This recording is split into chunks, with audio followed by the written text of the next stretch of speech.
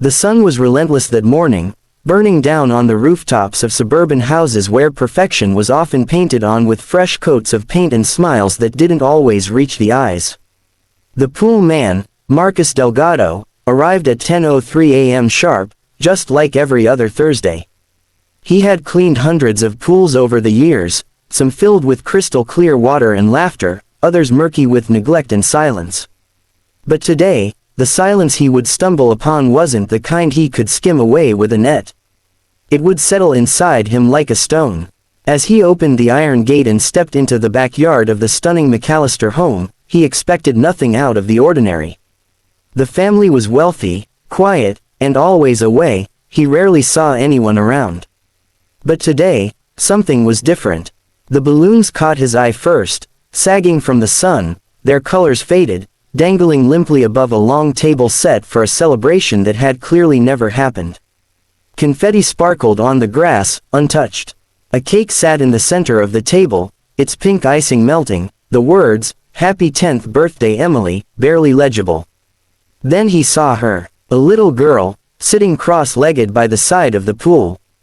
Alone, no guests, no music, no parents in sight, just her dress slightly wrinkled, her hair still tied with ribbons that looked like someone had tried, but only halfway. She held a balloon string in her hand like it was the last piece of hope tethering her to something better. And when she turned to look at him, her eyes, wide, sad, and full of questions no child should ever have to ask, Marcus felt something inside him shift. It was her birthday, and she was alone. Before we dive deeper into this unforgettable story, if you believe in kindness, in second chances, and the power of noticing someone before it's too late, please like this video, comment your thoughts, share it with someone who needs to hear this, and subscribe to Royal Stories for more heart-touching true-life tales. He cleared his throat, unsure of what to say. He hadn't come here to be anything more than the pool guy. But fate rarely checks your job title before handing you a role that might change your life, or someone else's. Marcus crouched down, trying to speak gently, but the girl just looked at him, clutching her balloon string tighter. Her name was Emily, and this was supposed to be the best day of her year. But it had gone all wrong. Her parents, wrapped up in their careers and social lives, had forgotten.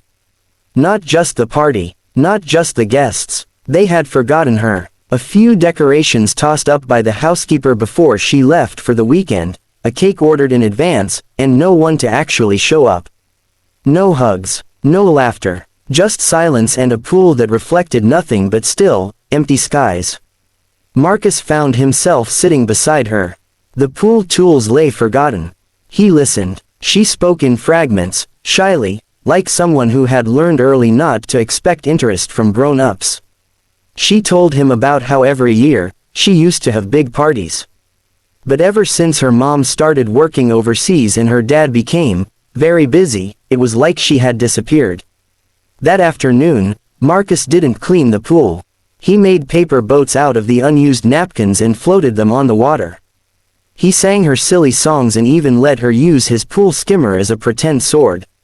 He called in late to his next job. Because sometimes, cleaning a pool can wait. But showing a child that she's seen, that can't. He bought pizza with his own money and placed 10 candles on a new little cake he picked up from a nearby bakery. When she blew out the candles, she smiled. A real smile. And in that moment, he realized that small acts, the kind that don't cost much, could repair the kind of heartbreak. That's invisible to most, but that wasn't the end. He went back the next day. And the day after that. What started as a quiet kindness turned into a bond. A man who had no children of his own, and a child who felt like she had no parents, found something in each other that neither of them expected. Connection, warmth, healing. Marcus reached out to Child Services anonymously. Not to report, but to ask questions. To see if there was a way to make sure Emily got the emotional support she needed. Weeks passed. He started volunteering at the community center. He even began a mentorship program for kids who felt forgotten, alone, or unloved. All because of one little girl with a birthday balloon and tear-stained cheeks. And as for Emily, things changed, slowly. Her father was forced to reckon with his absence after a social worker visit. Therapy started. Rebuilding began. It wasn't perfect, but she was no longer invisible. Marcus never saw himself as a hero. He was just a guy who cleaned pools. But on that day, in that backyard, he became someone's lifeline. And in doing so, he found purpose where he never expected it. If this story moved you, if it reminded you of the quiet pain some children carry, unnoticed, please like the video, share it with someone who believes in the healing power of kindness, and subscribe to Royal Stories. Let's create a community that sees what others overlook.